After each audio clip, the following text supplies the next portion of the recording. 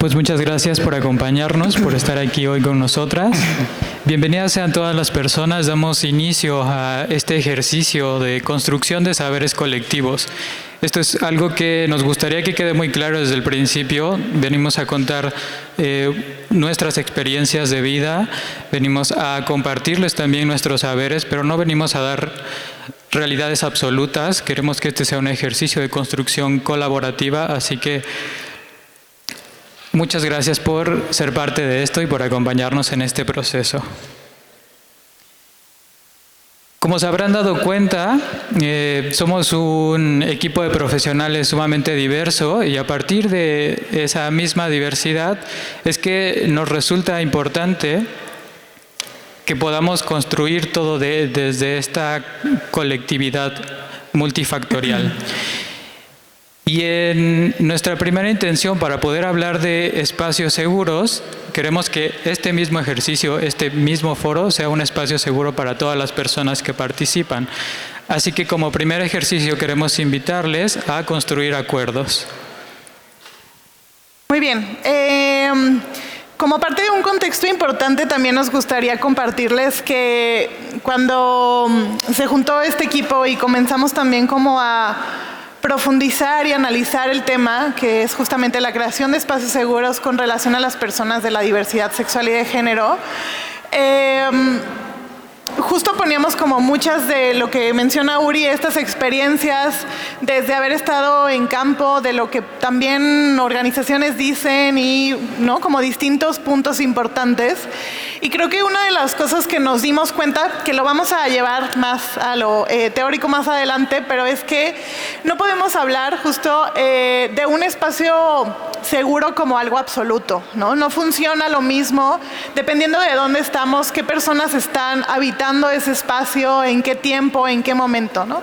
Entonces queremos hacer justo como una especie de ejercicio colectivo, práctico, un poco espontáneo, antes de compartirles cualquier reflexión que queremos compartirles.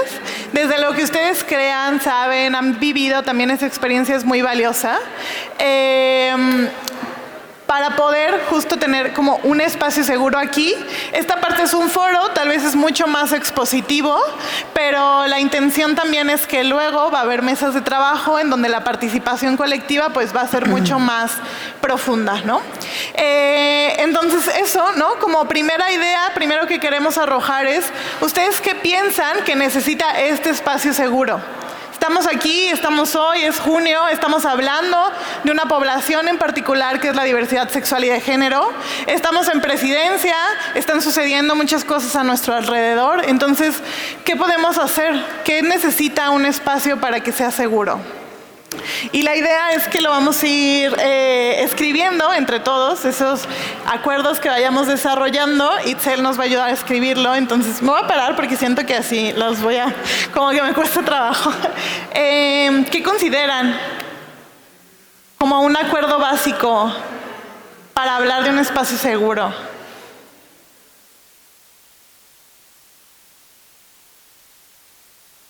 Fundamental para poder crear un espacio. Gracias. Yo creo que el respeto es una base fundamental para que se pueda crear precisamente esos espacios un poco más seguros y sobre todo también la empatía con los demás. Perfecto, entonces el respeto sería una cosa, ¿no? Como un acuerdo importante a tener como un eje es respeto. ¿Cómo se podría traducir ese respeto, no? Si alguien habla, pues tal vez no cortarla a la mitad, ¿no? Mientras está hablando, podría ser, ¿no? Pensemos como en cosas también muy como prácticas. Justamente como atención plena, creo que muchas veces estamos como muy metidos en qué está pasando en nuestro celular para ver qué está pasando afuera, cuando aquí tenemos algo muy importante que podemos llevarnos a casa o a nuestros espacios. Ok, perfecto, atención plena. Si hay una persona que está compartiendo, igual es su experiencia de vida, igual es una situación importante, pues escucharla, ¿ok? ¿Qué más? ¿Qué les ocurre? Sí, Mau. Creo que también ser responsable con la manera en la que interactuamos, ¿no? Que nuestra intervención no llegue a afectar a otras personas, o que pueda ser grosera, o que pueda ser violenta, o que pueda contener algún discurso disfrazado, pero que pueda generar odio hacia otras personas o hacia poblaciones en específico. Creo, a ver, si lo podemos poner como autocrítica al momento de compartir y también como una corresponsabilidad, ¿podría ser? Súper.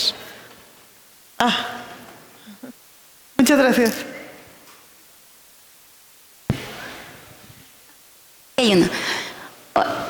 Hola, buenos días. Creo que la palabra deconstrucción tendría un eje importante, porque generar un espacio seguro tiene que ver con incluir a todos. Y en nuestra cultura muchas veces aprendemos sobre nosotros mismos. Y esta parte se vuelve complicada, ¿no? Cuando vamos creciendo y escuchamos hablar de espacios seguros, entonces entiendes que los demás importan, y no solo lo que tú piensas, lo que tú sientes o lo que has aprendido. Así que la deconstrucción es una invitación muy valiosa a poder dejar atrás lo que la cultura, nuestras costumbres y todo lo que nos han enseñado, y poder estar abiertos a aprender cosas nuevas para poder visibilizar a los demás, a sus maneras de pensar, a sus maneras de sentir y sus maneras de ser. Muchas gracias. Entonces, podemos resumirlo un poco como apertura a la diferencia, tal vez, ¿no? A la diferencia en cuanto a la diversidad de experiencias, pero también podría ser de opiniones, ¿no? Como mencionaba un poco Mao. Muchas gracias. ¿A alguien más? Sí. Bueno, yo me referiría también a no obtener una ganancia secundaria o a un abuso, sino más bien un respeto entre todos y una igualdad entre todos, y a un derecho que sea permanente, que empiece a construirse y que sea permanente, ¿sí? Que no ganemos unos y perdamos otros, sino que todos estemos en la misma sintonía y en el mismo espacio, sintiéndonos respetados. Muy bien, muchas gracias.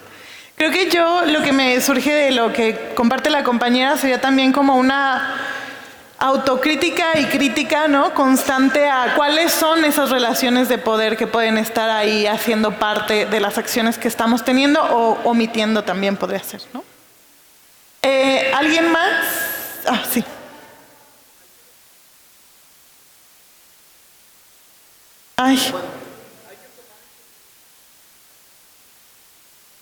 A las que va dirigido este espacio seguro, para no hacerlo desde el enfoque de personas que no forman parte de la comunidad y se hace con una visión diferente o con una intención secundaria, sino que hay que preguntar qué necesitan, si ese espacio lo consideran ellos como accesible, posible, realmente seguro, atendiendo a sus necesidades, a las características. Entonces, enfocarnos en las necesidades de las personas a las que va destinada el espacio seguro. Muy bien, muchas gracias. Ok, entonces creo que me parece importante poner en el centro a las personas de la diversidad sexual y de género. Lo voy a dejar hasta aquí un poquito como esta idea de los acuerdos. Creo que es como una primera pincelada importante, y vamos a ver si mientras van avanzando estas ideas, análisis, sugerencias que les queremos proponer, pues algo de aquí cambia, se mantiene o se detalla más, ¿no? Que sería lo ideal. Ok, entonces, creo que con eso, Itzel, ya podemos arrancar con los acuerdos. Muchas gracias. Ok. Creo que se tiene que conectar. Muy bien.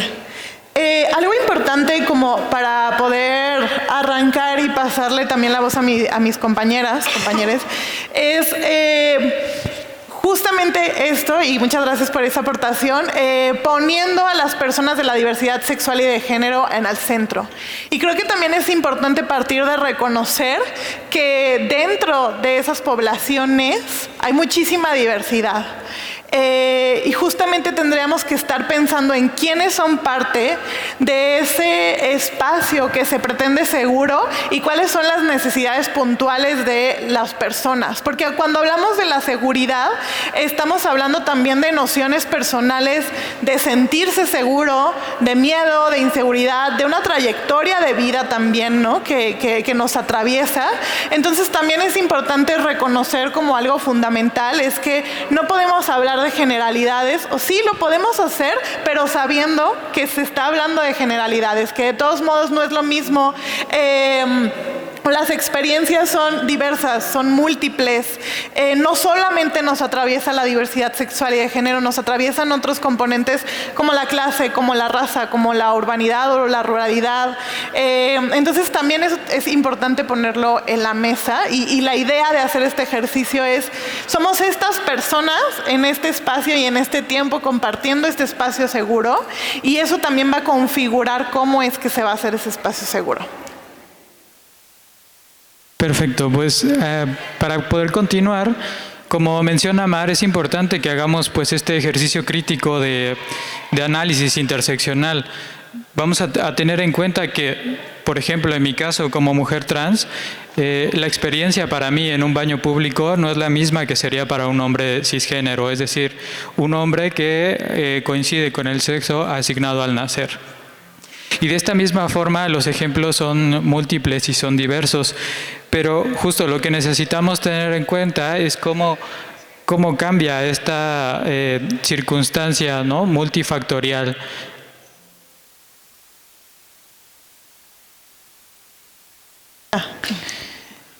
Y bueno, para ir aterrizando y poniendo un piso local, pues tengamos en cuenta que, por ejemplo, en Guanajuato, las experiencias de discriminación y violencia están basadas tanto en género como en nuestras diversidades sexuales, y es importante que consideremos que estas violencias se co-constituyen, es decir, se interrelacionan entre ellas, están generando un tejido sumamente profundo en el que no se pueden simplemente separar, sino al contrario, están interconectadas.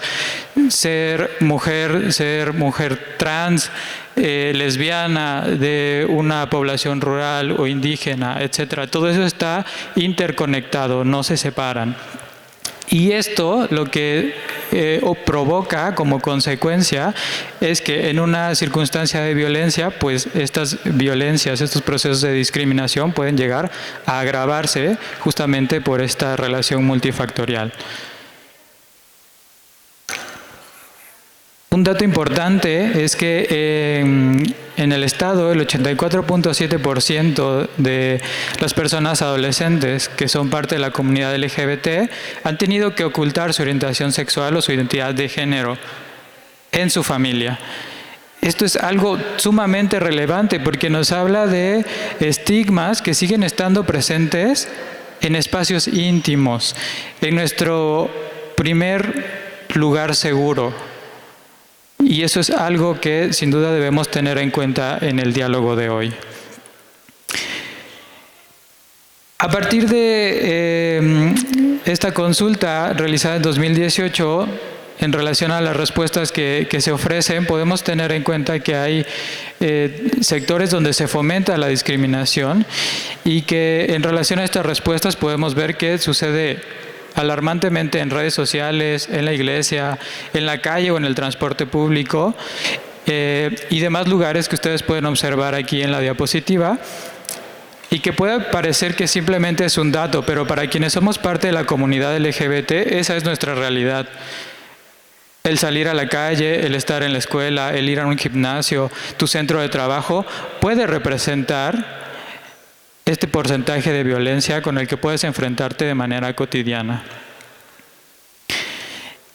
Y bueno, como escucharon en la semblanza que ofrecían de su servidora, yo vengo del estado de Oaxaca, tengo ya 3 años viviendo aquí en la ciudad de León, en el estado de Guanajuato, y por mi experiencia de vida me parece sumamente importante que partamos del sentido de comunidad.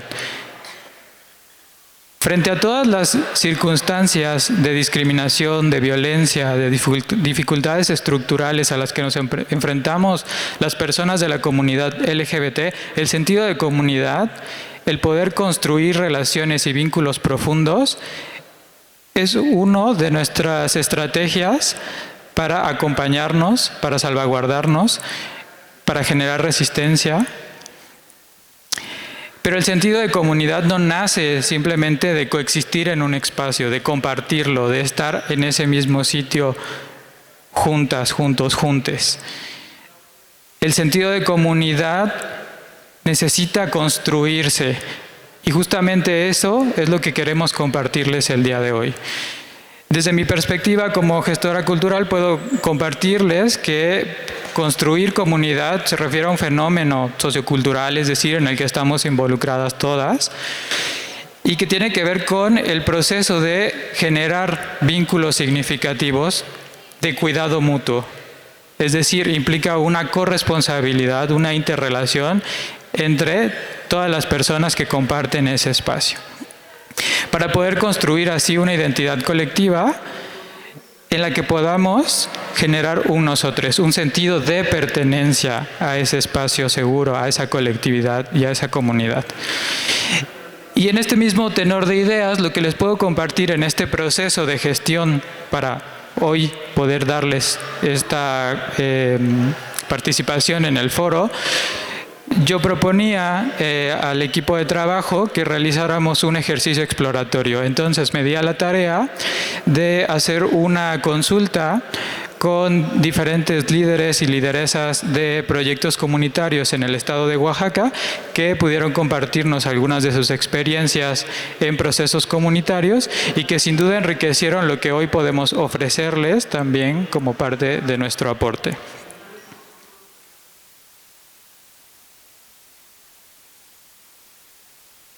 ¿Me oigo? Sí, gracias.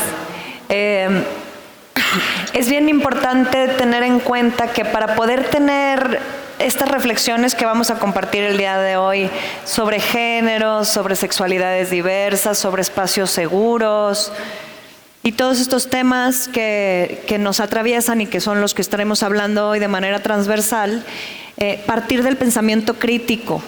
¿Qué significa el pensamiento crítico? Pues no es que seas muy listo en la escuela o muy lista, ¿no? Sino que realmente te puedas hacer preguntas, que te cuestiones la realidad. ¿Está bien lo que me está diciendo el profesor o la profesora, el policía, la presidenta, el presidente, el gobernador, la gobernadora? ¿Está bien lo que dicen las leyes? ¿Está bien lo que dicen las normas? ¿O las cambiamos? ¿No? Porque las reglas se hicieron para que funcionemos en sociedad y si no hay que transformarlas. Para poder transformarlas necesitamos pensamiento crítico. ¿Qué quiere decir? Rechazar la calidad fija y permanente de la oposición binaria. Esto en el caso del género, ¿no? Si una regla dice que las mujeres trans no pueden entrar al baño o que los dos hombres gays o dos lesbianas no se pueden casar, eso dice la regla. La realidad dice otra cosa. La cambiamos. No nos quedamos con el binarismo de que el matrimonio es solamente entre un hombre y una mujer, sino transformamos esa regla gracias al pensamiento crítico. Tenemos que aprender de la historia. Soy amante de la historia. El profesor Armando Sandoval, que ahorita hablábamos de él, las profesoras que he tenido en la maestría de género y demás, me transmitieron esta importancia de que quien no conoce la historia corre el riesgo de volver a repetir los errores del pasado, ¿verdad? Muchos de los errores que vemos luego en este estado y en muchos otros lugares. Entonces hay que conocer la historia para poder preguntar y deconstruir, eso es decir, romperlo todo y volver a construirlo todo, teniendo en cuenta que existe una diferencia sexual y a partir de esa se construyen las identidades de género diversas y las orientaciones sexogenéricas. Esto requiere una constante crítica y autocrítica. A mí me enseñaron que si tú señalas así 2 veces, 1 para ti.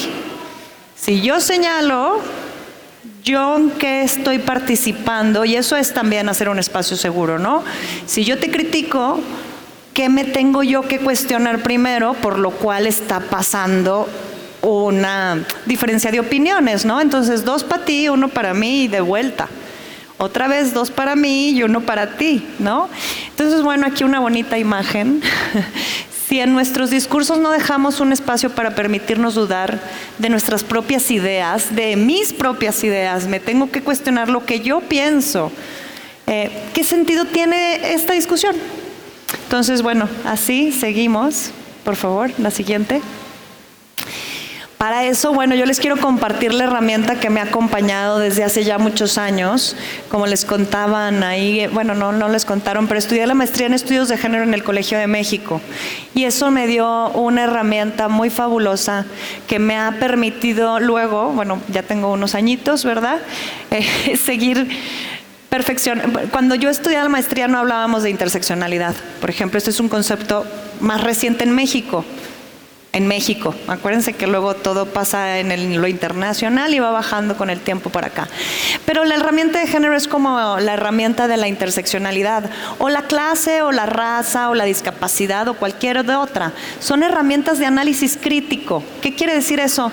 Es como una cajita de herramientas, ¿verdad? Yo tengo algo que arreglar, un coche, Entonces yo tengo algo que arreglar, los problemas de desigualdad de género en la sociedad, ¿verdad? Entonces tengo unas herramientas que me ayudan a entender que el género, es decir, lo que entendemos que es una mujer y las reglas de cómo debe de ser una mujer, que si tacones, que si maquillada, que todo esto, que tienes que ser mamá, ¿no? Y que no puedes ser futbolista, por ejemplo, como la hermosa canción, se las recomiendo la canción de Julieta Venegas por el Mundial, La niña futbolista. Si es cierto esas reglas, es porque están constituidas, o sea, no son ciertas, ¿verdad? Ya sabemos que no, ni que los niños tienen que a fuerza ser futbolistas y a fuerza pelearse a golpes y a fuerzas mandar en el mundo como si fueran los reyes del mundo, como algunos de los señoros se creen. Eso lo tenemos que romper. Ni las niñas tienen que ser mamás, ni los niños tienen que ser los reyes del mundo, ¿cierto? Entonces, el género es una herramienta que nos ayuda a entender que las relaciones sociales están basadas en las diferencias entre los sexos, lo que entendemos por lo que debe de ser una mujer y un hombre, y que estas relaciones, o sea, el género es relacional, no existen las mujeres sin los hombres, no existe la idea de mujer sin la idea de los hombres, ¿verdad? Es una idea binaria y que está atravesada por el poder. Pero todo eso se puede romper, ¿cómo? Con estos 4 elementos. Esta es una definición de una autora increíble. Este libro es de 1986, Joanna Scott. Se lo súper recomiendo. Es un artículo muy importante. Tiene 4 elementos para que observemos esa realidad y nos demos cuenta cómo funciona. Los símbolos culturales con representaciones múltiples. El rosa y el azul, ¿no? Cuando nace un bebé. ¿Por qué no el amarillo, el verde, el rojo? Otros colores. Esos son los símbolos, ¿no? Por ejemplo, o Adán y Eva, ¿no? Eva, o la Malinche. Esos símbolos de mujeres que tenemos en nuestras historias, ¿no? Y que están ahí. Conceptos normativos que interpretan los símbolos. El Código Civil, que dice cómo se deben de casar las personas. Cualquier otra ley o regla, pero también las encíclicas del Papa, también, o qué sé yo, algunas, o los reglamentos escolares, los reglamentos de las escuelas privadas, por ejemplo, también son conceptos normativos que interpretan los símbolos. Pueden ser formales y no formales, pueden estar escritos en un papel, pero las otras reglas son, aquí no entran trans, en este bar de gays no aceptamos mujeres trans, por ejemplo, ¿no? Esa es otra regla no escrita, pero ahí está. Otra. Nociones políticas, institucionales y de las organizaciones sociales. ¿Quiénes echan a funcionar esas normas? Las organizaciones y las instituciones. Esta institución, la presidencia y cada una de sus áreas es una de las organizaciones que ponen a funcionar estas reglas. Las formales, las no formales y todas las que les estoy contando. Con todo eso que se construye la identidad subjetiva. ¿Qué es la identidad subjetiva? Lo que nos hace ser sujetos. Sujetos, ¿qué es un sujeto? Sujeto de derechos, señora y señor abogado. Soy sujeta de derechos, pero también esas normas que no me gustan me sujetan. Dice la norma que yo tengo que usar tacones. Yo estoy tan altota y ni sé caminar en tacones que si yo rompo esa norma, ¿qué pasó, no? Entonces, ¿no soy mujer porque no uso tacones? Eso es lo que significa la identidad subjetiva. El que yo me entienda como mujer trans, mujer bisexual, mujer blanca, mujer estudiosa, zapatista, échenle más, esa es la identidad. No solamente ser mujer y hombre, sino ser la identidad de ser funcionario, funcionaria, la identidad de ser veterinaria, como la compañera por ahí que está del zoológico, ¿no? ¿Cuál es tu identidad? Esto se construye de esas normas. Espero que haya quedado claro y si no, luego hacemos otro tallercito más profundo. Pero bueno, la siguiente.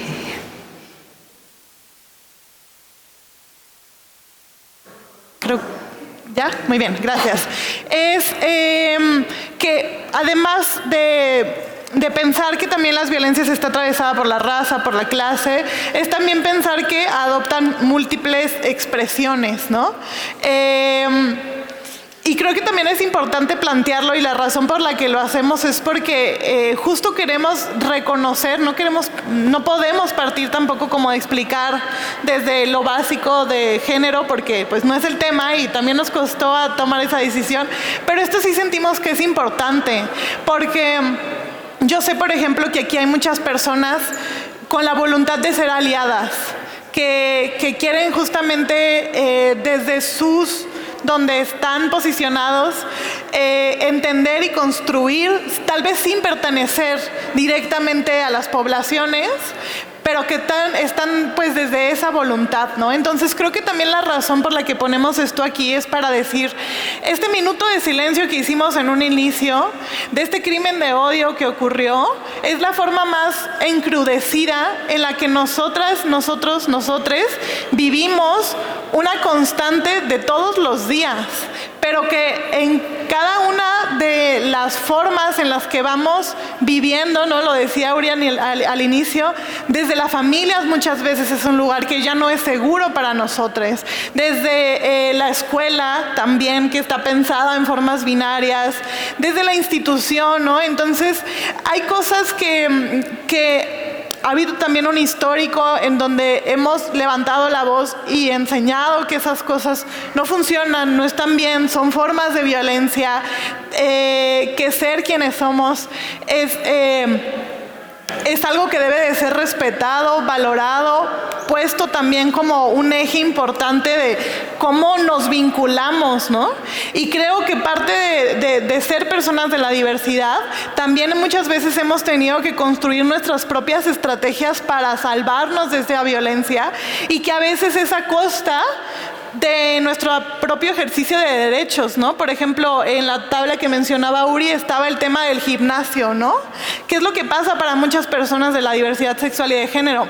Es incluso un derecho, ejercer el derecho del ocio, de la salud, ¿no? Pero ¿qué hago? Mejor no voy a un gimnasio, mejor no me meto a un equipo deportivo, porque si soy una persona trans, entonces ¿en qué lugar voy a estar, no? ¿A qué baño me voy a meter?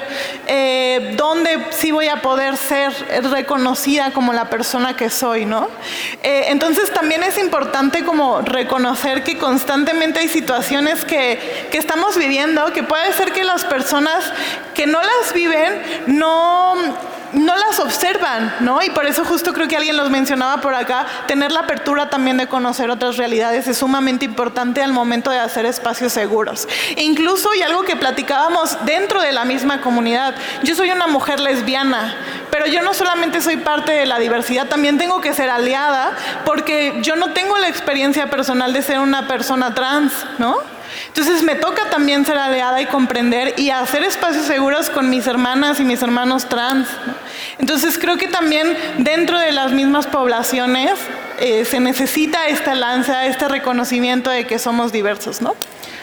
Y en ese sentido, una de las reflexiones que teníamos que me parece súper importante y así como algo muy importante para empezar es que tener la intención de construir espacios seguros para las personas disidentes es importante, se necesita. Sigamos haciendo esta incidencia en donde motivemos a las personas a que tengan esta intención de ser espacios seguros, a que tengan esta intención de poner en el centro a las poblaciones sexodisidentes. Pero no puede quedarse solamente ahí, porque si se queda solamente ahí, Es un discurso vacío y no nos está funcionando porque eso ya se ha hecho muchas veces. Y con lo que nos hemos enfrentado muchas veces es que a veces decir que es un espacio seguro solamente se queda en esta idea de voy a poner una bandera, voy a hacer eventos del Pride, voy a abrir el espacio y decir que esto es incluyente. Y eso está bien, es un primer paso, no quisiera devaluarlo, pero no podemos quedarnos solamente ahí. Y justamente esta reflexión va a decir, si queremos entrarle a hacer espacios seguros para la diversidad, entonces también tenemos que entrarle a la globalidad y complejidad de lo que estas poblaciones representan. Porque en esta historia de vida están esas violencias, están esos dolores, están esas cuestiones que tal vez yo pueda decir, bueno, es que el igual y no es para tanto, o se me va, no sé, por ejemplo, usar un pronombre, ¿no? En una persona trans. Pero esa historia de vida es tan importante que resulta necesario valorar que sí es importante ese pronombre, que sí es importante ese cambio en las reglas de vestimenta de mi empresa, ¿no? Y que entonces yo nada más no necesito decir soy un espacio seguro porque en mi escuela hay una persona de la diversidad, en mi trabajo hay una persona de la diversidad. ¿Qué pasa después de la inclusión? Cuando hay situaciones, cuando hay conflictos, porque los va a haber, porque somos seres humanos. Le tengo que entrar también a poder atravesar esas situaciones que se van a dar con las complejidades también de lo que representa ser de la diversidad. Entonces eso también es algo muy importante que no queremos obviar, ¿no? Ya di algunos ejemplos, ¿no? Como aterrizando es justo decir eso. Bueno, ok, tengo un espacio que hace fiestas, entonces muy bien, voy a invitar, o lo voy a hacer inclusivo y voy además a hacerlo visible, que sea para la diversidad, ¿no? Pero algo en un colectivo en el que participo justo reflexionábamos que la visibilidad a las personas de la diversidad sin que exista cuidados y protección, solamente es exponer y solamente es vulnerar. Y eso muchas veces nos genera cosas peores de mejor no me hubiera visibilizado, ¿no? Porque me generó todo esto. Lo mismo, estoy en una escuela, soy la directora, le voy a abrir las puertas a una chavita trans, ¿no? Pero además yo sé que no hay un contexto de bullying enorme para las personas de la diversidad y sobre todo para las personas trans en las escuelas. Entonces, ¿qué voy a hacer? No nada más lo tengo que incluir, tengo que hacer cosas para que ya una vez que la incluya, ese espacio se vuelva seguro. Voy a contratar a una persona de la diversidad, pero luego tal vez le digo como de, ay, estás teniendo problemas con las personas compañeras, resuélvanlo entre ustedes. Yo soy la jefa, ¿no? Yo tengo ahí una jerarquía, ¿no? Yo necesito poner también acciones que lleven a entrarle a toda la complejidad de lo que representa estas historias de vida, ¿no? Y eso también es sumamente importante. Y bueno, entonces ahora sí, ¿qué es un espacio seguro? ¿Cómo podemos empezar a definir entre esto que mencionábamos al inicio, súper importante, que esto es algo en construcción permanente? Pero ¿qué podemos empezar a definir como un espacio seguro?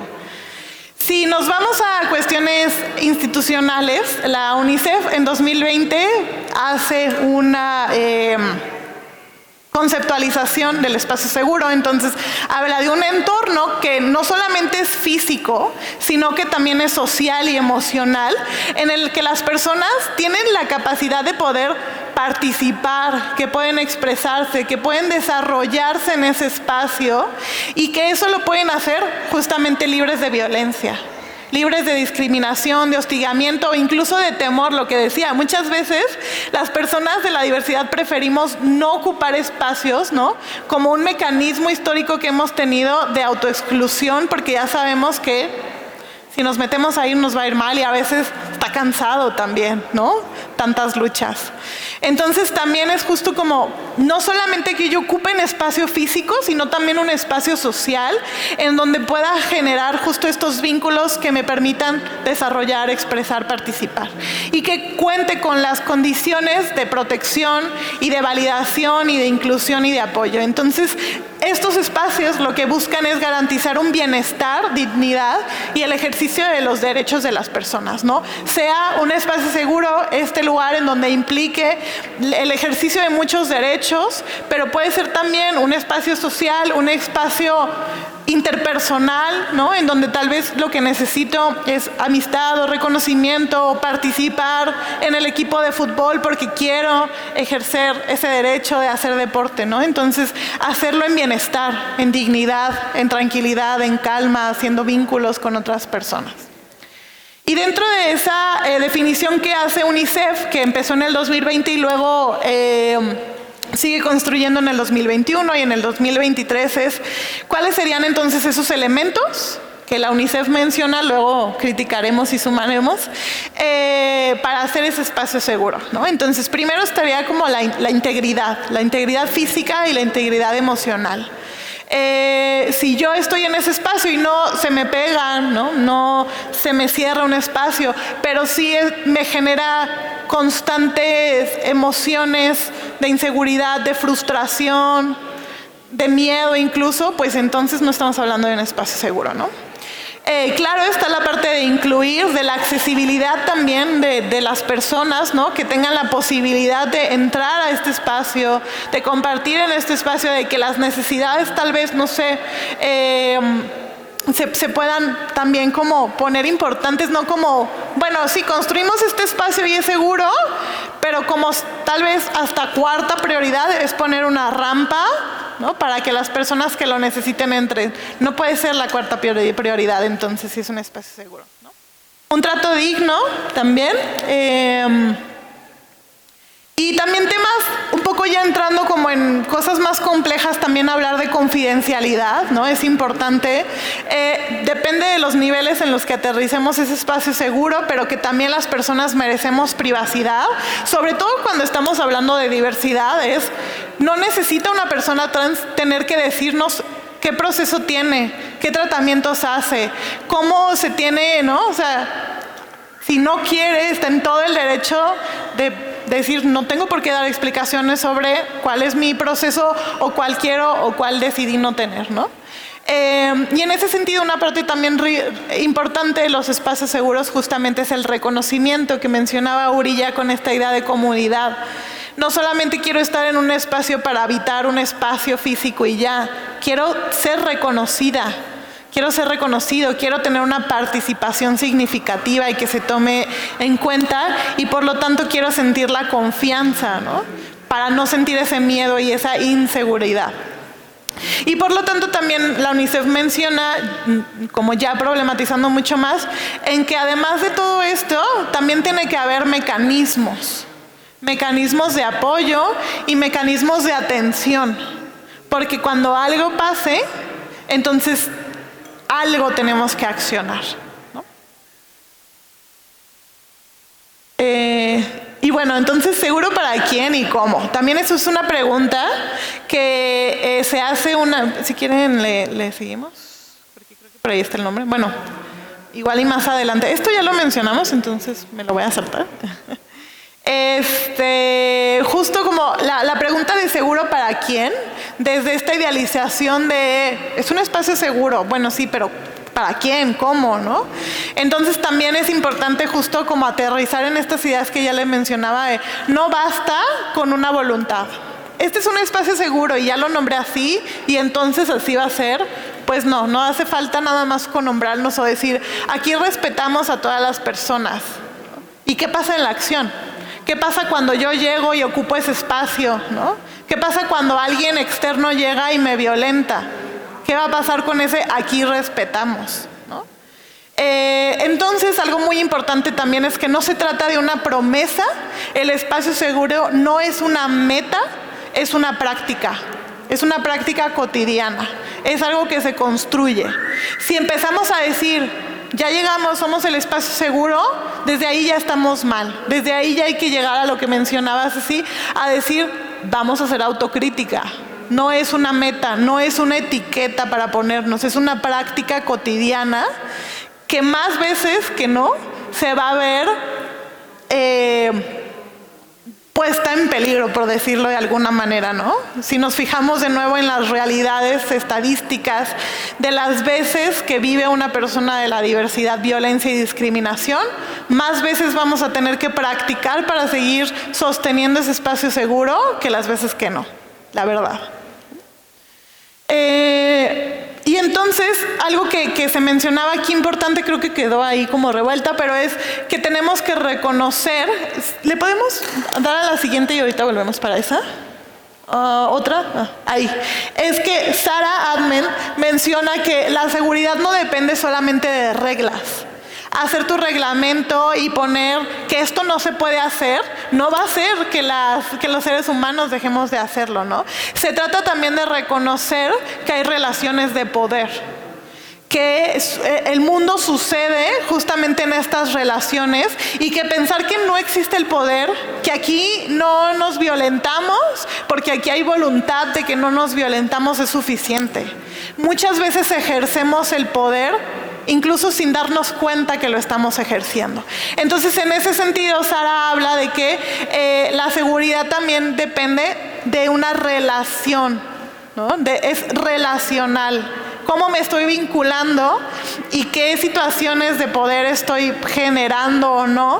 Pues depende justamente de eso y vamos a explicar un poquito qué es el poder. Entonces, ahora sí, si quieres regresarte, ahí. Gracias. Se nos confundieron en el orden, discúlpenos. Bueno, ahora sí, como les dice María, un espacio seguro no es un espacio físico, ¿no? Recapitulando, sino es un espacio de relaciones. La primera, la familia, ¿cierto? Donde naces, luego sigue la escuela, los grupos de amigos, etcétera. En todas estas relaciones hay relaciones de poder.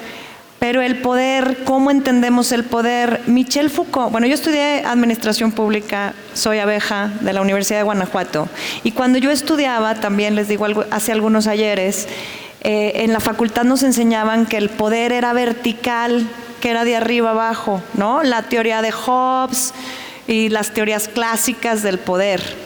Entonces, antes, desde la teoría política, solamente entendíamos el poder así, ¿verdad? Como quien puede hacerle daño, bueno, digamos, ordenar las cosas como cree, de arriba para abajo. Michel Foucault, este filósofo la verdad es que yo tan admirado para mí, para muchas, nos ha transformado el pensamiento crítico. Justamente Michel Foucault murió de SIDA, hay que decirlo, y por eso no terminó de escribir lo que quería escribir, que era la historia de la sexualidad. Escribió otro maravilloso libro, especial para aquí la gente del derecho, las penalistas, las personas que se dedican al derecho penal, que se llama Vigilar y Castigar. En ese libro del 75, Michel Foucault, y en muchas otras de sus obras, pero especialmente aquí, explica qué es el poder. Y entonces aquí y en muchos otros lugares de su obra explica que el poder es la vigilancia, la normalización y la clasificación, entre otras prácticas, y lo estudia en las cárceles, en los hospitales psiquiátricos, ¿no? En este tipo de espacios que condicionan a las personas, donde puedes tener el poder de hacer en una cárcel. El Estado puede hacer con esas personas que tiene bajo su custodia lo que quiera, hacerles mucho bien o hacerles mucho mal, ¿no? Ahí está. Sin embargo, lo que nos explicó, y esta es la maravillosa, digamos, la maravillosa realidad que tenemos la ciudadanía, las organizaciones, los colectivos, las personas, es que aunque tengas a alguien que te quiera someter todo el tiempo, siempre podemos resistir al poder. La resistencia es un concepto bien importante que también nos dejó Michel Foucault para explicar que hay una microfísica del poder. Esas personas que están en la cárcel pueden hacer dos cosas también, ¿verdad? También pueden armar un motín y a ver qué hace el director, ¿verdad? O la directora de la cárcel. La fuerza de las muchas. Y eso estoy hablando dentro de un espacio controlado por el Estado. Pero luego también tenemos el espacio público tan maravilloso. Yo empecé a marchar en las marchas feministas cuando éramos bien poquitas. Y ahora el poder de las muchas, gracias compañeras jóvenes, porque somos tantas, las marchas feministas son muy bellas, y justo representado ahí ¿no? Porque está todo lleno de carteles, de luchas. Entonces, eso es resistir. La microfísica del poder significa que permite a los sujetos aplicar distintas estrategias con el fin de resistir a estas imposiciones. ¿Cómo lo hacemos? Desde nuestra agencia. Yo tengo la capacidad de decidir someterme a la regla o resistir a la regla. ¿Cómo resisto? En comunidad. Es la única manera, porque tú solita no lo vas a lograr. La que sigue, por favor. Y bueno, desde este concepto del poder, también Michel Foucault explicó la sexualidad, la teoría de la sexualidad, la historia de la sexualidad. ¿Y cómo la entendemos? Como un campo de disputa política. Los cuerpos, los deseos, la reproducción, las identidades están siempre puestas en juego. ¿Qué tan gay eres o qué tan lesbiana eres? ¿Eres lesbiana, eres bisexual? Porque yo te he visto con hombres, etcétera, ¿no? Cuestionamos todo el tiempo quién soy y cómo soy. ¿Por qué? La sociedad, la comunidad, el gobierno, las familias, la iglesia, etcétera. Porque hay una moral religiosa de donde venimos históricamente. ¿Se acuerdan que les digo que amo la historia? Hay que recordar que la colonización no solo fue una colonización institucional, sino también fue espiritual. Y venimos de ahí. Y estos campos de poder se constituyen en saberes científicos, la sexología, las ciencias biomédicas y las demografía, políticas de población, el derecho y las políticas públicas, que es lo que a mí me apasiona, son campos de disputa política por el control de los cuerpos y los sujetos. Entonces, pues sí, como aterrizando un poco, justo entendiendo qué es el poder y que lo explica Ceci tal vez como de forma más institucional, también tenemos que reconocer que en nuestro día a día todas las personas podemos ejercerlo. El poder no es algo que tengas, es algo que ejerces. Entonces, también es importante en esa autocrítica tuya y también del espacio que estás pretendiendo construir, reconocer justo esas relaciones, ¿no? Entonces, bueno, hablando un poco de las características también en los espacios de los seguros, también encontramos un documento muy interesante de Flaxo, ¿verdad? De Claxo. Hablando sobre los ejes de los espacios seguros. Y mencionaban o hacían justamente este esquema que se ve aquí, que nos pareció sumamente interesante, que menciona 4 ejes o 4 esferas importantes. Y nos pareció como muy interesante que lo primero que mencionan es la esfera individual, ¿no? O sea, tú como persona, en tanto a tu posibilidad de que en ese cuerpo que habitas, en esa carne que eres, pues pueda ser también un espacio seguro, ¿no? Y esto lo pongo en términos de ser una persona de la diversidad sexual y de género, ¿no? ¿Qué tanta posibilidad tengo yo de que ese cuerpo que habito sea realmente mi espacio seguro? Porque luego acá está una flechita en donde todo esto está atravesado no solamente por mí, por las ganas que le tengo que echar a la vida, ¿no?, sino por condiciones materiales y culturales. ¿Y qué pasa si soy una persona no binaria que decide hacer una expresión de género que es disruptiva y sale aquí a las calles de León vestida como deseo vestirme? ¿Qué tanta seguridad voy a tener de que ese cuerpo que es mío sea realmente o tenga realmente integridad física o salud mental, ¿no? ¿Qué tantas posibilidades tengo de ser? Si de repente llego y soy leído en una sociedad como un hombre y llego con falda y soy una persona no binaria, ¿no?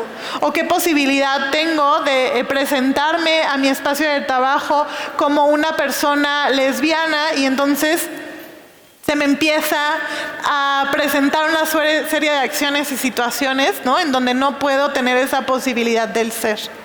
Entonces eso nos pareció también como muy, muy interesante. Y luego está la esfera interpersonal, que son justamente pues estas relaciones que son interpersonales, más amistades, de familia, de trabajo, ¿no? En donde justamente pueden existir estas estadísticas que presentan que es más probable que no sea un espacio seguro, ¿no? Y cómo justamente puedo generar Por ejemplo, un espacio seguro para mi hijo, que es parte de la diversidad sexual y de género, ¿no? Para mi compañero de trabajo, para mi alumno, ¿no? Siendo yo directora, ¿no? Para alguien en la calle, que tal vez solamente estoy pasando, pero estoy viendo que está sucediendo alguna situación. O yo tal vez trabajo en una tienda y entonces en la tienda se presenta esta situación, ¿no? Y luego estaría la esfera colectiva, cómo construimos en organizaciones también, ¿no? Cómo nos vinculamos también para generar posibilidades de crear desde cuestiones que tienen que ver con, no sé, un grupo de lectura, un grupo de bordado, un grupo de para practicar deporte, a quiénes vamos a incluir, cómo hacemos visible. Bueno, sí, aquí pueden llegar todas las personas, pero no, solamente llegan personas heterosexuales. Pues ¿por qué será que llegan solamente personas heterosexuales, no?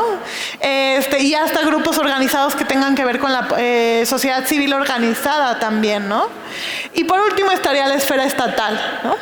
La garantía de derechos, ¿no? Y cómo también el Estado que muchas veces, ¿no?, ha avanzado justamente por la esfera colectiva a poder reconocer y hacer garantías de diversidad sexual y de género, y que se menciona como espacio seguro. No es una meta, no es una promesa, es una práctica. ¿Qué prácticas se están teniendo, no? Entonces también reconocer esas esferas es importante como para empezar a generar situaciones. Y es importante también esto, un poco vinculado a lo que ya mencionamos, es también hay una invitación que reflexionábamos entre el momento en el que hacíamos esta presentación, este contenido, que es a desromantizar los espacios seguros, justamente, ¿no? Porque ¿qué es lo que pasa? Que muchas veces desde afuera como aliados o desde el interior parecerá ser que un espacio se nombra seguro y listo, ¿no? O sea, como si fuera una característica identitaria. Este espacio es solamente de mujeres y solo por ser morras ya es seguro. ¿De verdad? ¿No? Este espacio es solamente de personas de la diversidad, o tenemos amigos que son ya de la diversidad sexual, entonces es seguro porque nunca ha pasado nada. ¿En serio? ¿No? Entonces, de nuevo, no solamente es una política identitaria, y lo que muchas veces nos encontramos es que pareciera ser que como nos ponemos esa etiqueta, le damos la vuelta a cuando ocurre un conflicto. Le damos, ¿no? Como, bueno, no está pasando nada o no, aquí sí es seguro, pero entonces no tenemos esas acciones. Entonces también es importante desromantizar, no es algo de identidad, ¿no? Entonces el principal riesgo no es que esos espacios seguros fracasen, ¿no? Sino que asumamos que ya son seguros y que por lo tanto dejemos de co-construir. Que cuando las situaciones se vayan a poner complicadas, le demos la vuelta y no lo veamos porque pues ya es un espacio seguro, ¿no? Que muchas veces luego eso genera situaciones, por ejemplo, de encubrir violencias, ¿no? Entonces es importante esa situación, ¿no? Justo en ese sentido, pues es hablar de esto que a muchas nos cuesta trabajo, ¿no? Por más homogéneo que sea el espacio en el que estemos, y digamos, bueno, si todas somos funcionarias públicas, es más, en mi familia, pues todas tenemos algo en común que nos une y por lo que estamos acá. Pero aún ahí, o como lo comentaba Mar, ¿no? Estoy en una colectiva de puras mujeres feministas, pues como ¿por qué tendría que haber diferencias? Pues siempre las hay, ¿no? O sea, entre todas las personas hay diferencias y el conflicto es inherente a la relación social, o sea, a la realidad social, pues. Estas diversidades y discrepancias pueden ser de opiniones, pueden ser de sentires, sobre los cómo, sobre los detalles. A veces se percibe como que es incompatible. Y de eso, por ejemplo, hay teóricas como Chantal Mouffe, que habla de la diferencia entre el antagonismo y el agonismo. Entonces, el antagonismo básicamente es entender estas discrepancias como enemigas. O sea, no puede haber nada en común que nos una. Mientras el agonismo habla de que somos rivales legítimas. Es decir, mi opinión y la tuya no son la misma, pero no por eso una descalifica a la otra, sino que pueden construir cosas juntas, sin tener que ceder todo, sin tener que como perder lo que a ti te hace, por ejemplo, tener esa opinión. En ese sentido, pero siempre nos estamos moviendo, ¿no? O sea, para poder llegar a los lugares que queremos llegar hay que moverse. Y lo que nos hace movernos es el conflicto. Si yo llevo 3 horas sentadas, la única forma en la que se me despiertan los pies es pararme y caminar. Y para eso hay que sentir la incomodidad y dejarnos sentirla. Solo así podemos hacer las transformaciones que queremos hacer, ¿no? Porque aquí estamos todas hablando de espacios conjuntos, porque queremos transformar y entender otras formas en que esta realidad pueda ser más amable para todas.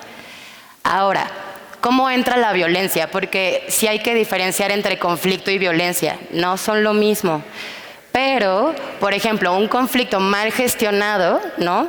Un conflicto no reconocido, pero accionado de una forma destructiva o causando un daño que podría haberse evitado, entonces sí estamos hablando de violencia. Y como decíamos, hay veces que no nos damos cuenta, ¿no? No nos damos cuenta que nuestras palabras están hiriendo, pero hay veces que sí.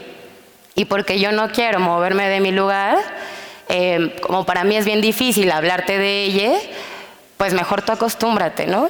Y es como, híjole, eso sí es evitable, eso sí puede evitarse y entonces podemos evitar caer en ejercer violencias, ¿no? Ahora, lo importante de todo esto es, bueno, hay que reconocer que no podemos evitar el conflicto, va a estar. Pero ¿qué hay en el centro? ¿Qué nos une? Pues nos une que la gente sí llegue a nuestras oficinas públicas y se salga con la mejor sensación posible de, pues yo iba a resolver esto y se resolvió. En las colectividades que nos unen, pues a veces es la agenda feminista, ¿no? A veces es la agenda de la diversidad. Y entonces las diferencias de cómo, cuándo, quién, podemos hablarlas porque lo que está en el centro está claro y gravitamos hacia eso, ¿no? ¿Me ayudas con la siguiente, por favor? Entonces, justo el conflicto surge cuando estamos resolviendo necesidades humanas y eso entra en esto que le llamamos disonancia cognitiva. Es como, esto no me está haciendo sentido con lo que estoy viendo. Y las reacciones son bastante como intuitivas, ¿no? No es que las pensemos tanto. Pero si entendemos, si en vez de tenerle miedo al conflicto, ¿no? Lo entendemos como, bueno, esto es un desacuerdo y tenemos que generar herramientas, prácticas, protocolos, caminos para poder sostenerlo y lo transitamos juntas. Eso es lo importante, ¿no? Es como, bueno, caminemos esto juntas, no va a ser cómodo para ti y no va a ser cómodo para mí, pero al final las dos vamos a estar mucho más tranquilas y satisfechas con lo que podamos haber hecho en conjunto en vez de excluir por completo, ¿no? No quiere decir que siempre todas las personas estén. Si no es cómodo para ti, también puedes elegir irte, ¿no? Y eso también es generar un espacio seguro para ti. Siempre con responsabilidad afectiva, ¿no? Ahí de por medio. Entonces justo lo podemos ver más bien como una oportunidad de aprendizaje y de responsabilidad colectiva. La siguiente, Pofi. Algunas estrategias para... ¿Qué hacemos frente al conflicto, no? Bueno, ya lo podemos reconocer, ya no nos da miedo, pero ¿y ahora qué hacemos? Bueno, pues no siempre se resuelven las diferencias, pero podemos generar estructuras, lo que decía Ceci, ¿no? Las normas se crearon y las leyes y esto se crearon para que podamos saber cómo coexistir. Pueden haber acuerdos de convivencia, como los que hicimos empezando esta plática, ¿no? Pueden haber espacios de mediación creados ex profeso para mediar ese tipo de conflictos en los espacios que estemos. Que alguien nos ayude a facilitar conversaciones difíciles, ¿no? Que de preferencia pues pueden ser personas que sean expertas en ello, ¿no? No es fácil, porque mediar ese tipo de cosas también te carga a ti de un montón de como equipaje emocional, ¿no? Justo después vamos a procesos de reparación cuando hay daño. Vamos a profundizar más adelante en eso, pero no nada más es un, bueno, ya te escuché. Y es como, sí, pero pues yo no me siento como curada de nada, ¿no? O sea, chido, pero ¿y ahora qué? ¿Cuál va a ser el acompañamiento? ¿Cómo me voy a sentir? Como, pues eso.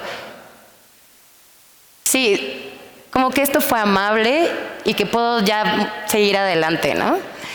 Y protocolos para situaciones de violencia. Eso es re importante. Todas queremos asumir que, no, como este espacio ya se nombró seguro y además somos amigas, ¿no? O somos personas que nos queremos, no hace falta pensar que va a haber violencia. Siempre puede haberla. Y tener protocolos desde antes para eso es súper importante, ¿no? ¿Qué hacemos frente al conflicto? Comenzamos a co-construir, ¿no? ¿Qué quiere decir esto? Pues justo como decían, ¿cómo formamos comunidad? Pues a través de la confianza.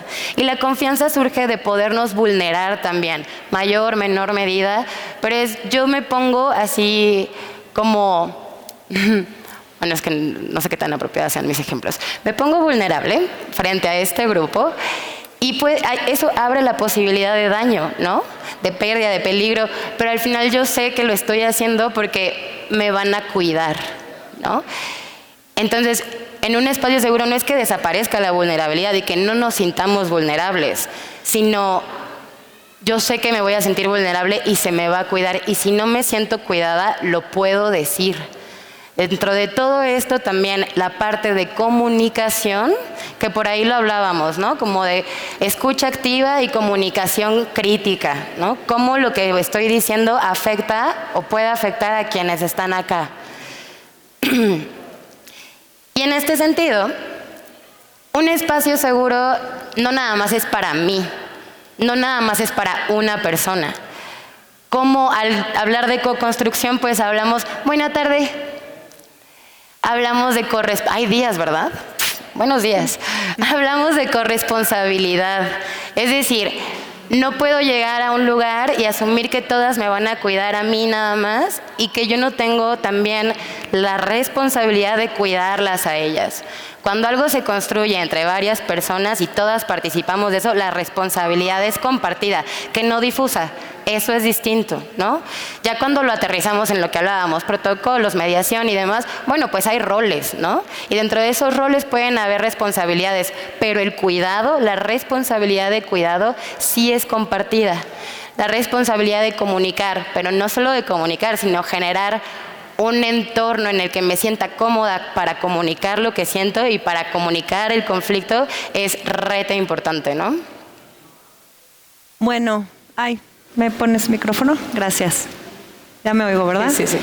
Bueno, y aquí entra el tema, y este es un tema espiritual, ¿cierto? Hemos escuchado hablar de la compasión, bueno, por lo menos yo desde que soy niña, porque estudié en una escuela católica y mi mamá me enseñó y me bautizaron y estuve en esta religión católica donde la compasión es uno de los valores más importantes, ¿cierto? Jesús fue compasivo y nosotras podemos ser compasivas entre nosotras, con nuestras mamás, nuestros papás, nuestras hermanas y con nosotras mismas. También tengo que tener compasión de mí y de las tonterías que luego llego a hacer. ¿Cómo lo logro? Con la comunicación no violenta. La comunicación no violenta transforma los conflictos mediante la autoempatía. Comienzo conmigo. Es profunda y compasiva percepción propia de la experiencia interior.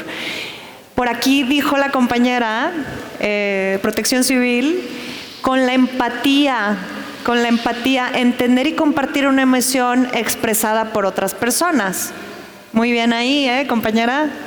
La autoexpresión honesta, expresarnos auténticamente de una forma que haga más probable que surja la compasión en las demás personas. Perdón ahí por el masculino que se nos fue.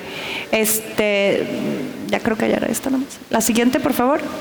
Bueno, y ya para cerrar este espacio, y ahorita vamos a tener un pequeño descanso y luego volvemos, no se nos vayan a escapar. Aquí el profesor Humberto Maturana, también que descanse en poder, que les recomiendo muchísimo para decir que en toda expectativa está la base de la decepción. Entonces no pongan muchas esperanzas en nosotras porque no queremos decepcionarlas. Pero sí, confiemos, ¿verdad?, en que nos escuchamos y que a lo mejor no voy a llegar nunca a las expectativas que ustedes están esperando de nosotras, pero algo aprenderemos, yo de ustedes y nosotras y ustedes de nosotras y tal. Último comercial, pero ya ven que ya les recomendé a Julieta Venegas. Les recomiendo muchísimo el documental que está en Netflix de la fiscal. Ahí la fiscal Sayuri, la primer fiscal de feminicidio de este país, dice en el segundo capítulo que la mejor terapia para la salud mental es la justicia. La justicia. Entonces, bueno, cerremos así para darle paso. No sé, María, querías... Sí, quisiera como aprovechar para cerrar. Hicimos 2 bloques, hay otro bloque. Vamos a dar unos momentos para estirar las piernas. Pero bueno, lo que queremos que se queden con esto es justo ¿qué podemos como empezar a problematizar al momento de construir o de pensar si realmente estamos generando espacios seguros, y invitarles en esta problematización justo de no podemos evitar el conflicto, y de hecho si la idea parte desde evitar el conflicto, entonces ahí ya estamos partiendo mal. Habrá que hacer esta diferenciación que nos menciona Itzel de cuándo es violencia y cuándo es un conflicto, y entonces las acciones que podemos tener pues pueden ser muy distintas, ¿no? Para poder seguir en esa práctica de reparación de eso que sucedió, no para evitarlo, no para hacer que no pasó, no para evitar que pase, porque también eso nos va a desgastar un montón, pero sí que vamos a hacer con esa situación, ¿no? Quisiera como cerrar con un ejemplo. Estoy pretendiendo hacer un espacio seguro y tengo no sé, un lugar en donde empiezo a contratar a personas de la diversidad sexual y de género, ¿no? Entonces, invito a la gente, empieza a llegar gente y también contrato a gente que no es de la diversidad. Y entre esas personas, pues puede haber un conflicto. La persona se siente insegura o hay una persona que está haciendo bromas, ¿no? Sobre ser gay, sobre ser lesbiana, o hay una persona que no está respetando pronombres, ¿no? Entonces, lo que tenemos que hacer en una primera instancia es hacer un sondeo. ¿Es violencia? La persona lo está haciendo intencionadamente, está pasando esta situación por una cuestión también, ¿no? de violencia encrudecida porque tiene estas ideas sobre la diversidad, o tal vez lo está haciendo porque muchas veces nos enfrentamos a situaciones de conflicto en donde la persona no lo está haciendo intencionadamente, ¿no? Pero no nos podemos quedar en decir, bueno, pues es que esta chavita que también contraté no lo hizo de forma intencional. Entonces hay que decir, ¿está pasando esto?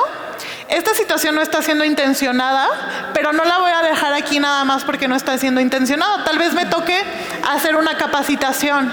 Tal vez me toque contratar a alguien para que se medie esa situación y esa conversación. La capacitación tiene que ir en este sentido y tiene que haber sensibilización. Tal vez estoy reconociendo que ni yo sé cómo manejar esto y me tengo que capacitar a mí, ¿no? Entonces creo que también de ahí, de esa lectura, de ese conflicto que menciona Itzel y que necesitamos poner en la mesa, porque el hecho de que existan los espacios seguros y que se mencionen es una estrategia para hacerle frente a ese conflicto, no para evitarlo. No vamos a evitarlo, ¿no? Entonces, justamente del reconocimiento de eso es qué estrategia vamos a hacer. Y esta segunda parte, pues vamos a platicar justamente de eso. ¿Qué estrategias podemos hacer para hacerle frente a ese conflicto? Entonces, vamos a dar unos 10 minutitos.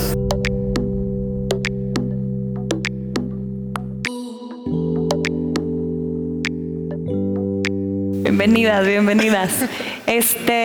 Bueno, pasamos a este segundo bloque. ¿Qué hacemos frente al conflicto? Problematicemos. A ver, vamos a problematizar. La siguiente, por favor.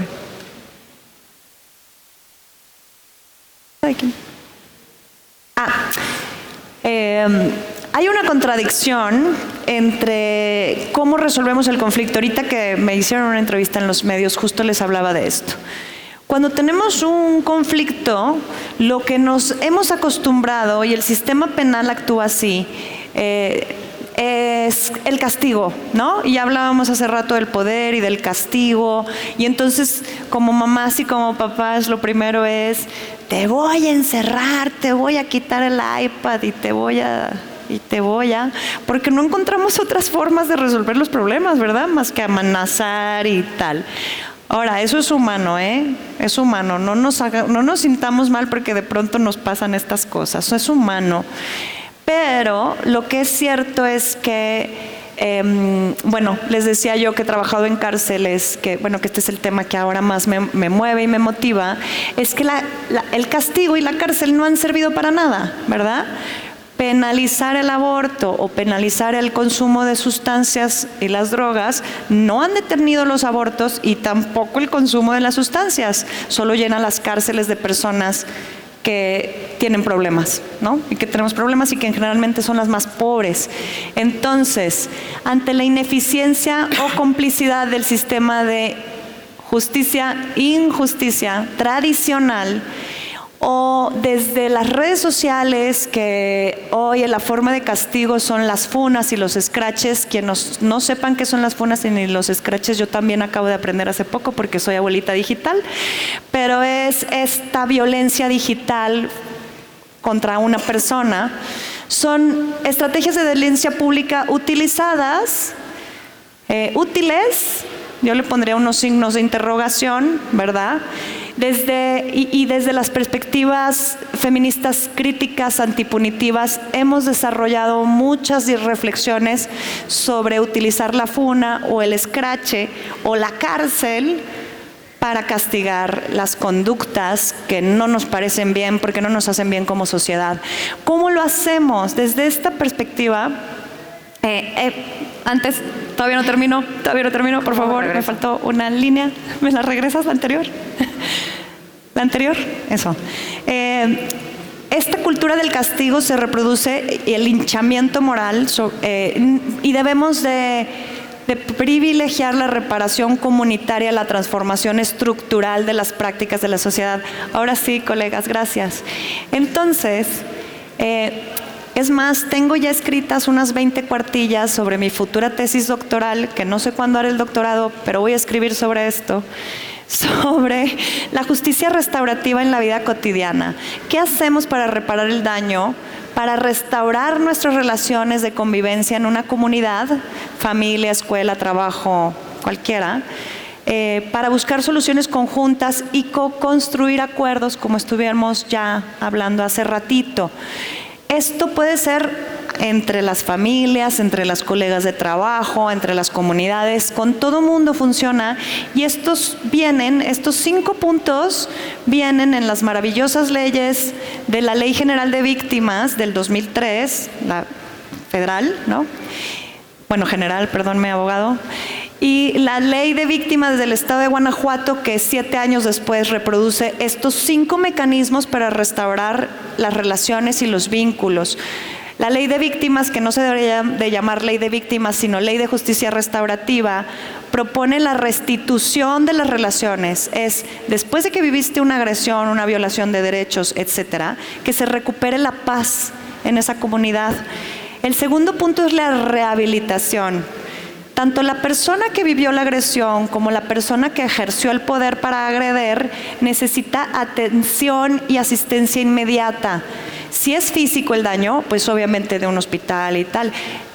De cualquier manera, una atención psicológica que esté adecuada a las personas de la diversidad sexual, porque también hemos sabido de unos casos de unas psicólogas y unos psicólogos que es muy perverso también el manejo que hacen de la salud mental de las personas de la diversidad.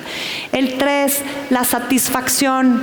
La medida de satisfacción que viene en la Ley General de Víctimas implica actos de perdón público, conmemoraciones, restitución de la dignidad y difusión de la verdad. Sería precioso hacer un acto de perdón ante la comunidad de la diversidad por todos los años que no se incluyeron en las políticas públicas. Yo sueño con eso y ojalá algún día lo logremos.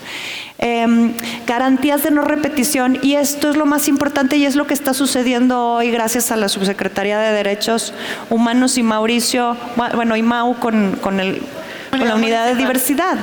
¿Cómo se garantiza la no repetición de un acto violento? Es evitando que el hecho revictimizante o la revictimización vuelvan a ocurrir mediante procesos de reflexión y capacitación. Este foro es un medio de reflexión, y saben que me gusta mucho de estar aquí, que nos escuchamos bien fuerte y que la gente que está parada en la línea haciendo sus trámites nos voltea a ver y nos está escuchando, y entonces esto ya se vuelve más potente. La verdad, agradezco el espacio, la verdad, que estemos aquí en mera presidencia de nuestro bonito pueblo de León, Guanajuato. Bueno, la última, la compensación por la falta del debido proceso en los casos de violencias. el juez o la jueza, el magistrado o magistrada, o si no la corte, tiene que dictar unas medidas cuando hay un daño que se tienen que transformar en una reparación económica. ¿Por qué? Porque el daño de la persona que vivió... Les voy a poner el caso de Natalia Lane, que ustedes pueden encontrar en los medios. Natalia Lane es una mujer trans, trabajadora sexual en la Ciudad de México, de la zona de Tlalpan, que vivió un intento de transfeminicidio hace algunos años. Su sentencia ya está dictada. ¿Y saben cuánto? Imagínense, transfeminicidio, todo lo que le costó el caso, emocionalmente, económicamente, físicamente.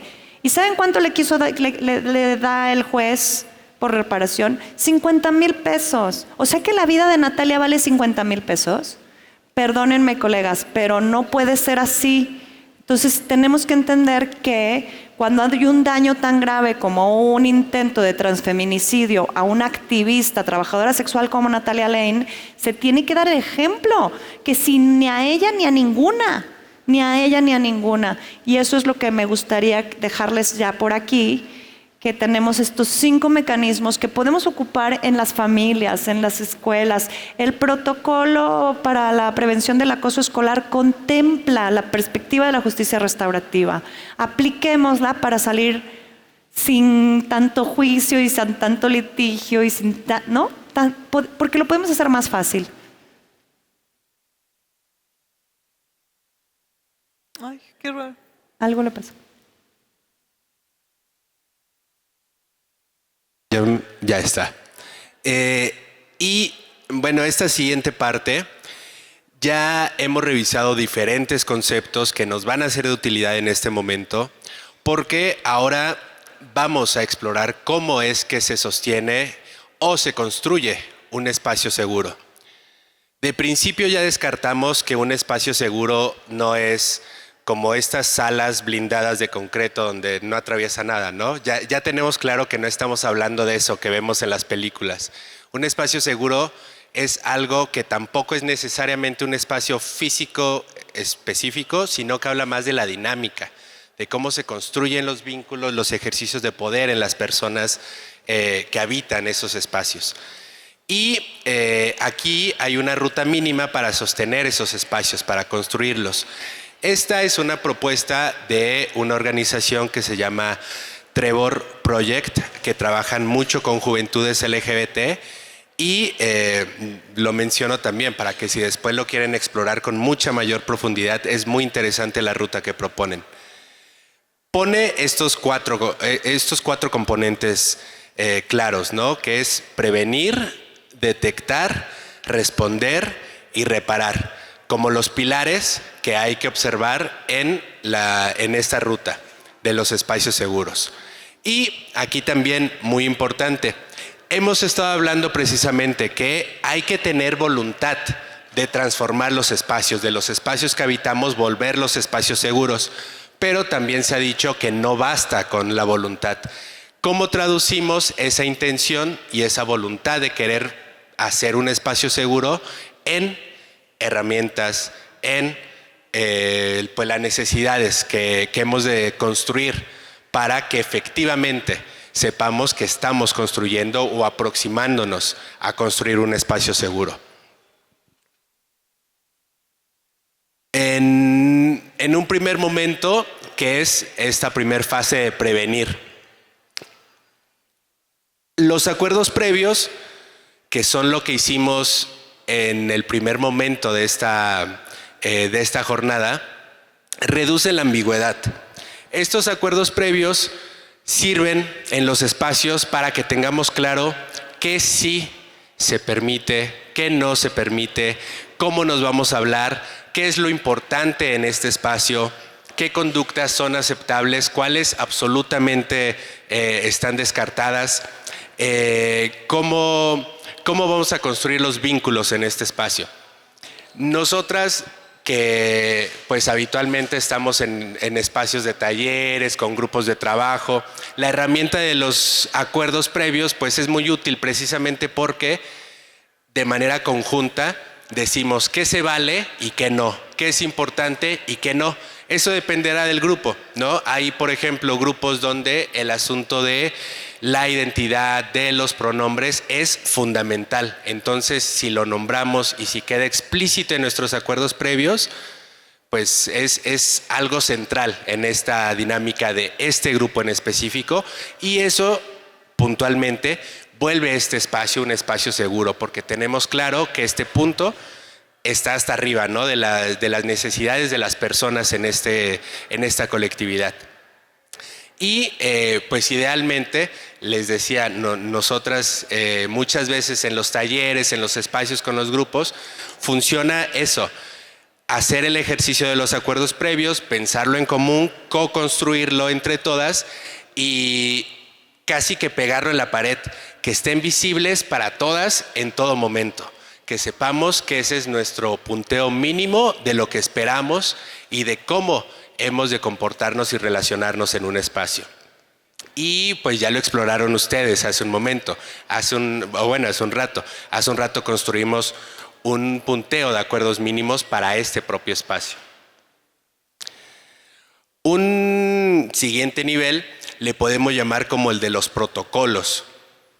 En un protocolo, que no necesariamente tiene que ser un bonche de hojas súper burocrático, tampoco se trata como de burocratizar los espacios ni de volverlos una formalidad que nos impida habitarlos, ¿no? Un protocolo puede ser un punteo también mínimo, pero que nos responda a cosas fundamentales que ustedes ya las tienen aquí. ¿Qué cosas pueden ocurrir en un espacio? Puede haber un comentario discriminatorio, puede haber ciertas acciones de violencia, puede haber, pues no sé, descalificaciones, tensiones, conflicto, que también ya lo nombrábamos. Eso puede ocurrir. Lo nombramos y con este protocolo decimos cómo vamos a responder, a quién hay que acercarse, quién es el responsable de ese primer contacto. Un protocolo tiene que darnos esa ruta. Cuando ocurra el hecho, cuando ocurra la violencia o cuando haya señalamientos de violencia, ¿cómo vamos a reaccionar? Cuando hay un conflicto, mientras menos improvisemos, mejor va a ser la solución de este conflicto, ¿no? Cuando estamos envueltas en tensiones, en tirones probablemente, pues lo mejor es que tengamos ya muy listo qué es lo que va a seguir, qué pasos vamos a seguir cuando nos atravesemos con esa circunstancia. Y pues que responda a estas preguntas también. ¿Qué es lo importante? ¿Qué se registra? ¿Qué se documenta? ¿Quién canaliza? También cómo se le va a dar seguimiento. No todos los conflictos van a ser procesados al interior de nuestra propia colectividad. También este protocolo nos ha de decir con mucha claridad cuándo se rebasa pues los alcances, ¿no? Cuando pues esto ya requiere que involucremos a otro actor, a lo mejor una autoridad, a lo mejor pues sí, algún otro espacio en específico que nos ayude a procesarlo, pero también que nos sepa decir cuándo esto ya se sale de nuestra colectividad inmediata.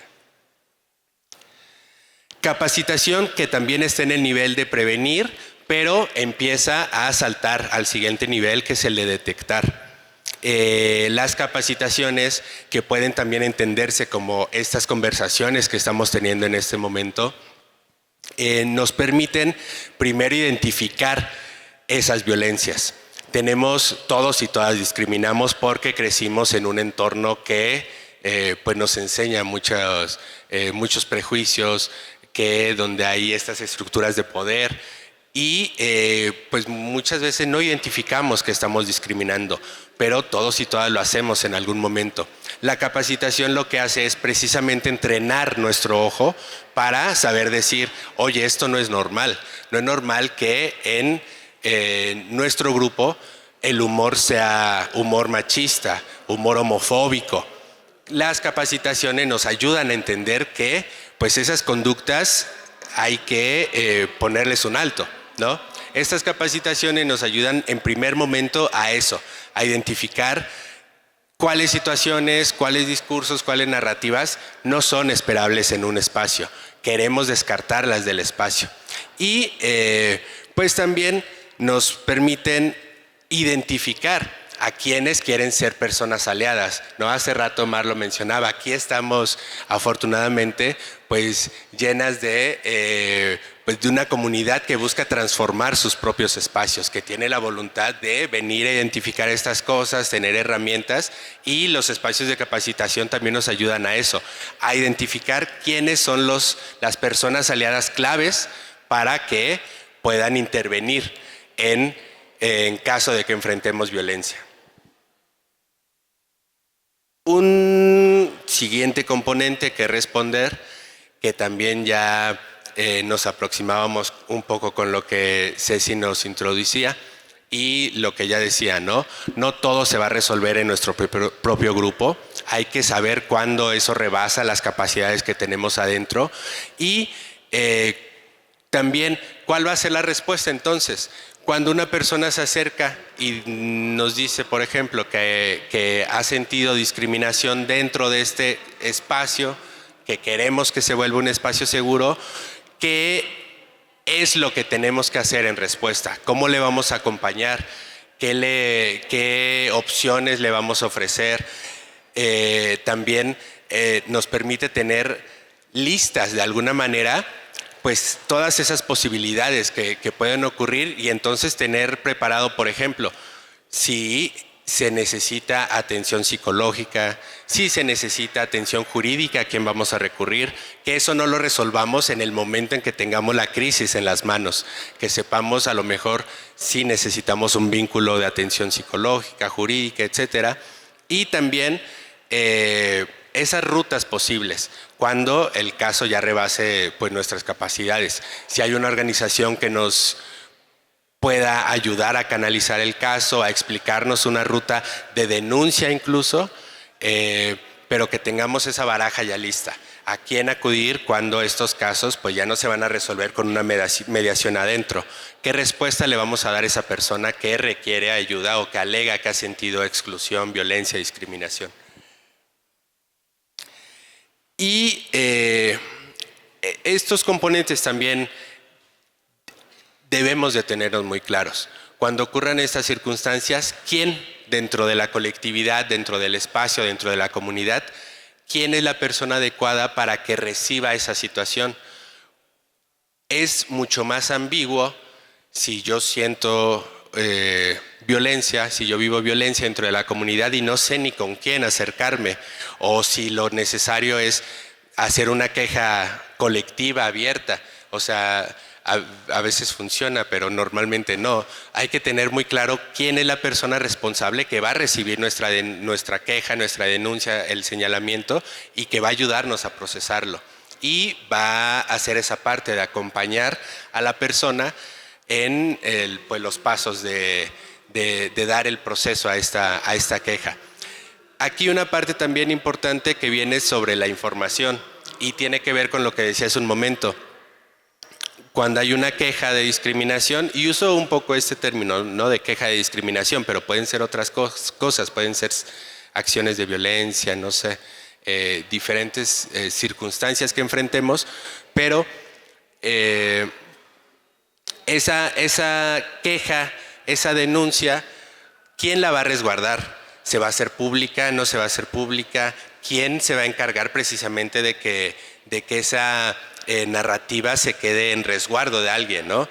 No es útil, por ejemplo, si yo voy y digo me sentí excluido, sentí discriminación, viví violencia, y quien recibe mi denuncia lo ventila en toda la comunidad, ¿no? Eso pues empeora probablemente las circunstancias, ¿no? ¿Qué tal si yo en un entorno laboral me siento violentado porque hay una compañera que me está sacando del closet sin que yo se lo autorice? O sea, eso le llaman incluso outing, como sacarte del closet a la fuerza, y pues yo me quejo a lo mejor con recursos humanos, que se entendería a lo mejor que es la persona responsable, y pues a lo mejor la persona de recursos humanos ventila la circunstancia, ¿no? A eso me refiero precisamente con el resguardo de la información. Si precisamente la respuesta de quien tendría que auxiliarme, ayudarme a procesarlo es generar más daño, pues uno de los momentos claves es eso precisamente, qué información se tiene que resguardar. Y normalmente en estos procesos pues hay que ser muy cuidadosas con la información y en particular en las poblaciones LGBT donde nuestra propia identidad, nuestra propia orientación genera violencias, también hay que tener especial atención a cómo se maneja la información, pues. Y el consentimiento precisamente, que puede ser también parte de esto. ¿Con quién permito que se comparta mi denuncia? ¿Quién conviene que también la conozca? Pero siempre entendiendo que es porque va a auxiliar en este proceso de atención. Y finalmente, que también ya pues nos aproximábamos, el componente de reparar.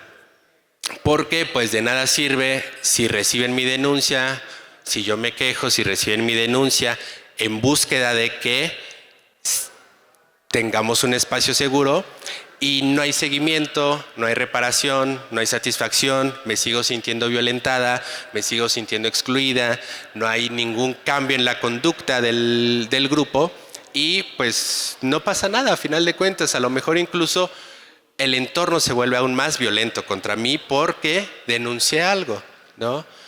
Nuestra ruta para construir espacios seguros entonces tiene que tener claro cómo va a ser la reparación. ¿Cómo? Y hacernos esas preguntas. ¿Se detuvo la conducta violenta? ¿Se detuvo la discriminación? Porque si no lo hizo, pues estamos simulando y no estamos en un espacio seguro.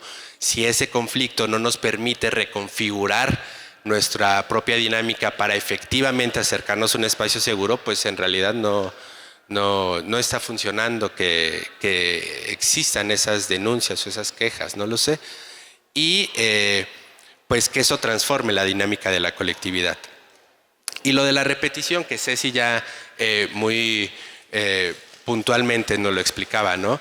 Si el acto violento o se permite que actos violentos se reiteren y se repiten y hagan más daño, pues en realidad no, por supuesto no estamos hablando de un espacio seguro.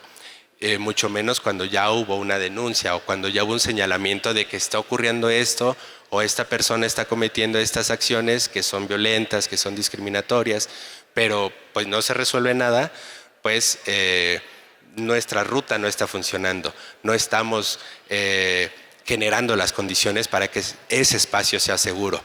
Y eso de la satisfacción, ¿cómo hacemos que la persona que se ha sentido agredida, que ha sido agredida, que ha sido discriminada, pues se sienta de nuevo en un espacio donde pueda ser ella? ¿Cómo hacemos que genuinamente esa reparación incluya eso, que la persona tenga la confianza de que no va a ocurrir un daño similar, de que no va a volver a vivir una agresión en ese mismo sentido?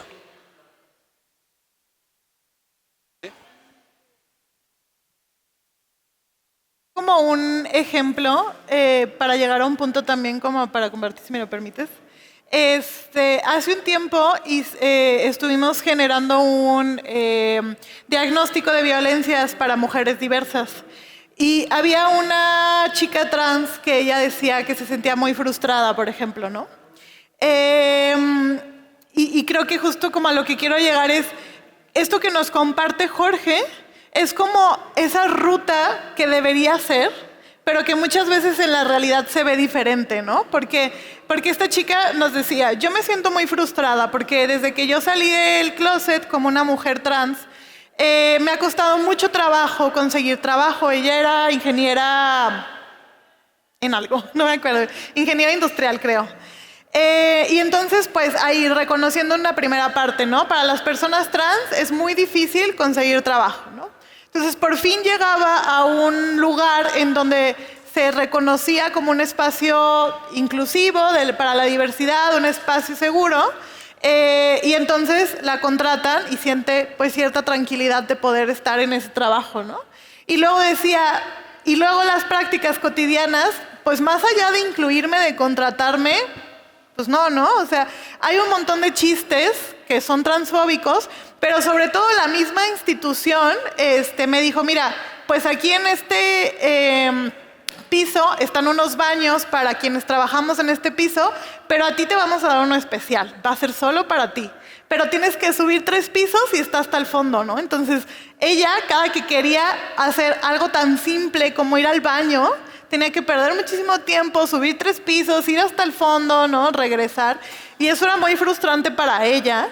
Y además también nos compartía como de, pues me costó muchísimo trabajo, yo no sé si realmente podía decir, oye, esto que estás haciendo no está bien, porque igual y me quedaba sin trabajo y mínimo ellos me estaban contratando, ¿no? Entonces creo que muchas veces también como esta forma de estos pasos de qué se tiene que tomar en cuenta, la confidencialidad o cosas tan importantes para nosotros como el outing, que alguien nos saque del closet cuando no queremos y cosas así. En la ruta, ¿no? Lo ideal y que qué bueno que están aquí para que comencemos a generarlo es, vamos a pensar eso desde antes, ¿no? Pero entonces, ¿qué pasa cuando somos aliados? O yo les decía, yo soy una mujer lesbiana, pero yo no vivo mi vida como una mujer trans. ¿Qué necesito hacer para generar esos protocolos o esas acciones previas de las que hablaba Jorge? Necesito escuchar a las personas trans. Necesito poner en la mesa, y lo decía también el compañero, escuchemos a las personas para que cuando generemos estos, mejor lo tengo antes listo para cuando algo pase, escuchar a esas personas que necesitan y cómo lo necesitan. Y tal vez si esa instancia que contrastó esta mujer no solamente hubiera dicho, vamos a contratar personas trans para vernos bien inclusivos, y hubiera escuchado qué necesitan las compañeras, tal vez esa cuestión se hubiera prevenido, ¿no? Desde antes de que sucediera. Tal vez ahí ya en ese, pues no se escuchó, no se pensó en que eso era una cosa de exclusión. En todas las situaciones que generaba para esta chica trans, pues ya se tiene que capacitar para detectar y entonces poder atender y reparar, ¿no? Pero en la medida de los posibles, siento que también es importante mencionar que si vamos a hacer estas cosas previniendo y generando cosas, insumos desde antes, no nada más lo hagamos con nuestra historia de vida o lo que yo entendí de la diversidad o desde el yo ser parte, pero solamente mi experiencia, sino sumar las voces de otras personas para que eso tenga como mucho más riqueza en lo que pueda hacer de protocolos, de acuerdos y de situaciones, ¿no? Desde antes. Yo.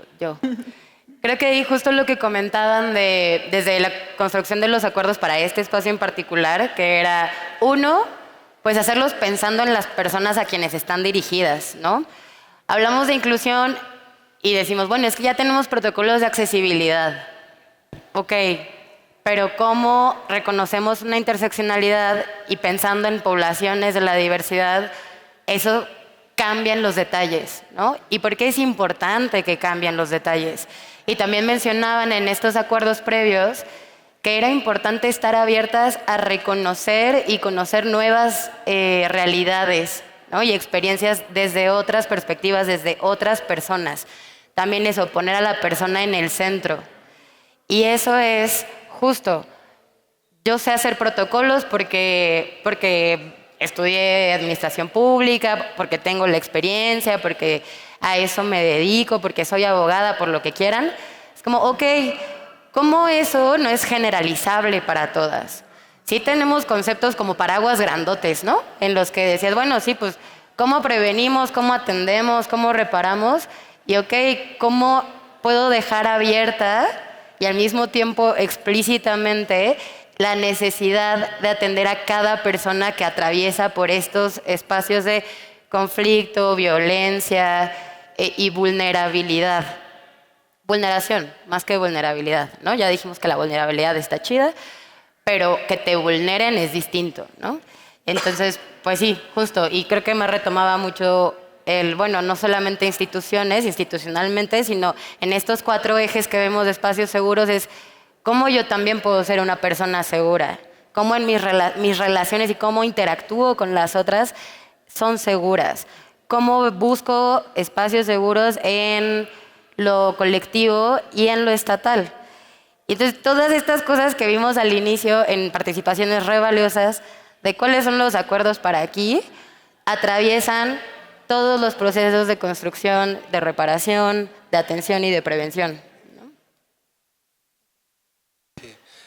Muchísimas gracias, porque sí, estos ejemplos nos ayudan como a aterrizarlo a la práctica. El asunto, por ejemplo, de las identidades trans que Mar nos aproximaba, sí, o sea, no basta con colocar una bandera, con hacer una convocatoria que dice somos un espacio inclusivo, si me obligan en mi gafete que porto todo el día a portar un nombre con el que ya no lo uso, ¿no? ¿Qué requiere esa empresa? Pues a lo mejor un protocolo para saber qué adecuaciones necesarias aplican para acompañar a una persona que está realizando una transición.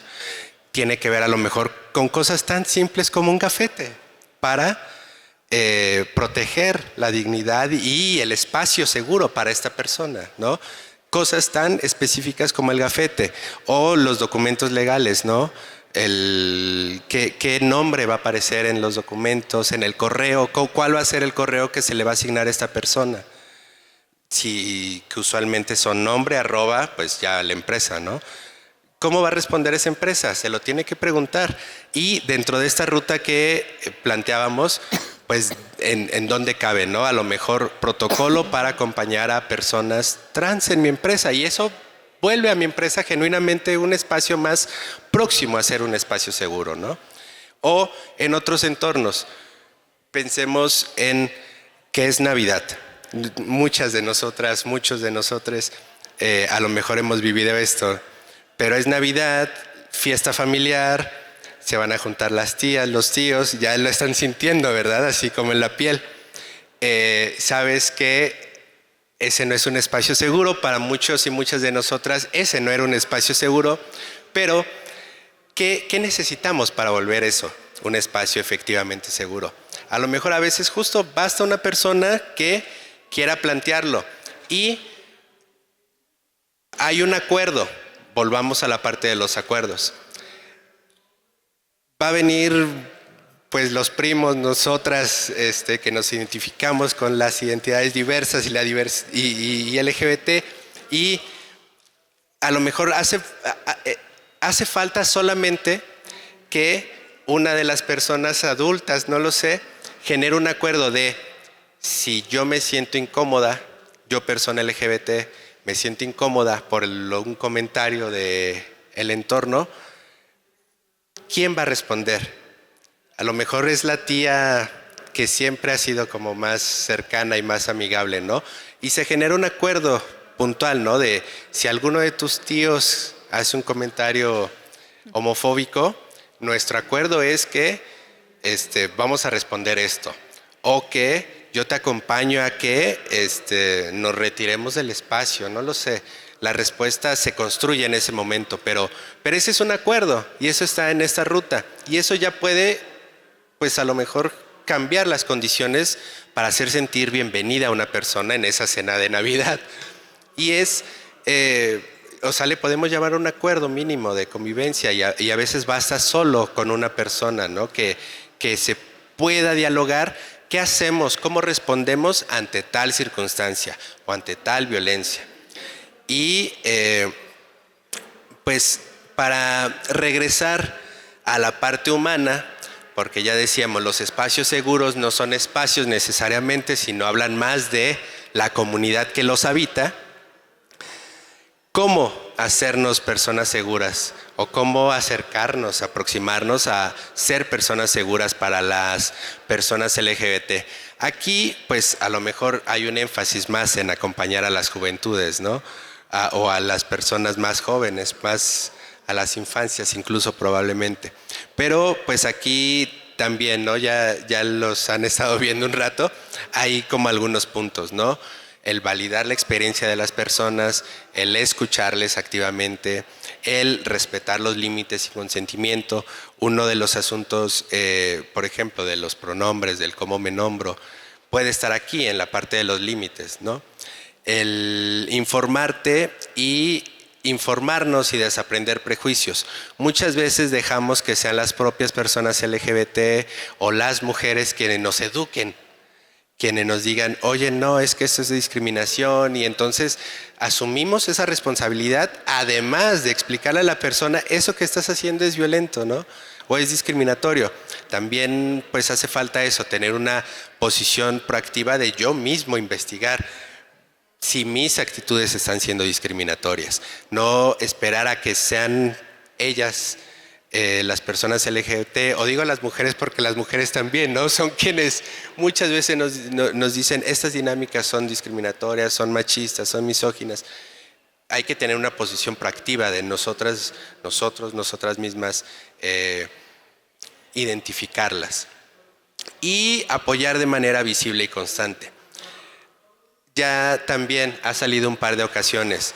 Una bandera no es suficiente, pero en algunos contextos a lo mejor es muy significativa.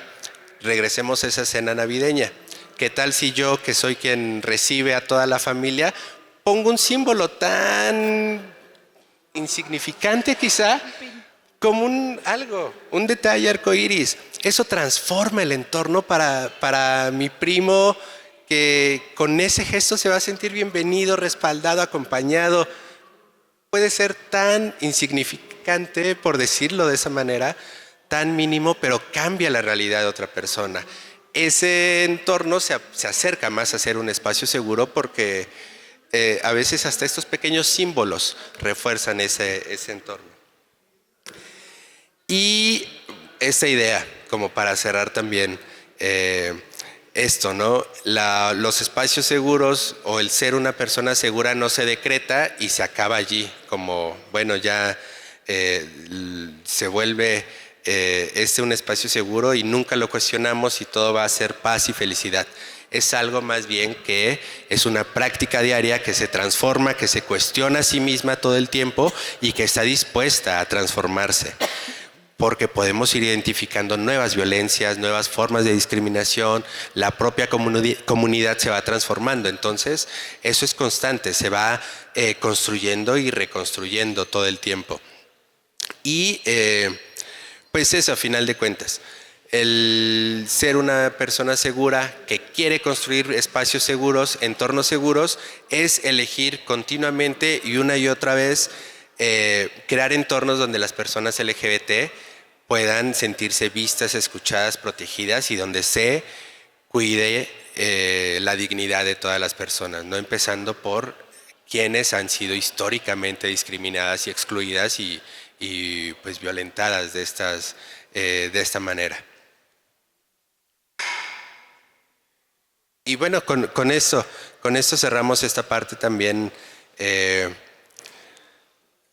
Pues a lo mejor justo como escuchar, si como con esta lluvia de ideas y de posibilidades, ustedes quisieran comentar como alguna idea. Ya hace rato con los acuerdos mínimos aproximábamos ideas de cómo hacer un entorno seguro, entonces podríamos como retomar esa parte si hace falta, como qué nuevas ideas podemos retomar en eso. Sí, en ese sentido, pues vamos empezando a cerrar esta parte expositiva y ya hablamos, por ejemplo, pues empezamos con un minuto de silencio, ¿no? Para quienes no estuvieron reconociendo el crimen de odio contra el profesor y cómo este es un número más dentro de las estadísticas que también veíamos en la expresión máxima de discriminación contra las poblaciones de la diversidad. Partiendo de estos números, de estos contextos, entonces nos preguntamos y exploramos sobre las condiciones y precondiciones para construir espacios seguros, ahora en particular para las poblaciones diversas, ¿no? Hablamos de confianza, de la comunidad, de justo el reconocimiento de las dinámicas de poder que hay en cualquier sitio en el que estamos. Y que además muchas veces no necesariamente dándonos cuenta, pero ejercemos sobre otras personas. Hemos hablado también de cómo los espacios seguros son contextuales, ¿no? Los lugares, sí, físicos también importan, pero también son relacionales. Entonces la interacción entre las personas que estamos ahí es parte fundamental de cómo se construye. Hablamos también de que los espacios son un proceso de construcción y no una meta que aspiramos lograr y ahí se acabó. Es revisar y revisar y reformular acuerdos y comunicarnos y estar seguras de que la vulnerabilidad al comunicarnos va a ser recibida con cuidado, con cariño, ¿no? Con amabilidad. Y por lo tanto, pues también hablamos de cómo las características y condiciones de cada persona hacen que atravesemos estos espacios de formas re distintas, ¿no? Reconocer esa diversidad nos lleva a entender que el conflicto no es algo que tengamos que evitar, es más, no podemos evitarlo, si acaso lo aplazaremos y explotará después, ¿no? Y de formas mucho más difíciles de contener, y que es más bien reconocerlo para poderlo caminar juntas y que así podamos construir herramientas, lo que hablábamos, ¿no? No es como que las expectativas estén ya desde antes. Porque cuando hablamos de este ya es un espacio seguro, genera todas estas expectativas que además son bien diferentes para cada quien. Pero si construimos expectativas juntas, entonces sabemos de qué estamos hablando, ¿no? Y estas decepciones, como decía Maturana, pues no vienen tan fuerte, ¿no? O tan inesperadas. Justo hablamos de que es importante tener claro qué es lo que ponemos al centro cuando estamos construyendo comunidad, para que entonces podamos gravitar de nuevo a ella y transitar los conflictos, eso, como algo que no es permanente, ¿no? Que no es un lugar de violencia en el que nos tengamos que quedar, sino que se puede ir más allá de eso. Porque no porque haya un conflicto fuerte que genere violencia, es irreparable. Justo en ese sentido, hablamos de algunas estrategias para poder enfrentar el conflicto, probablemente algunos actos violentos o de discriminación, y cómo también podemos volvernos personas seguras, espacios y personas seguras. Y en la siguiente parte de esta jornada, a lo que nos vamos a enfocar es a trabajar en los ejes que presentamos, ¿no? El personal, interpersonal, colectivo y estatal, y ver cómo dentro de estos espacios podemos construir y pensar ahorita, diseñar estrategias y herramientas que nos ayuden en esta construcción.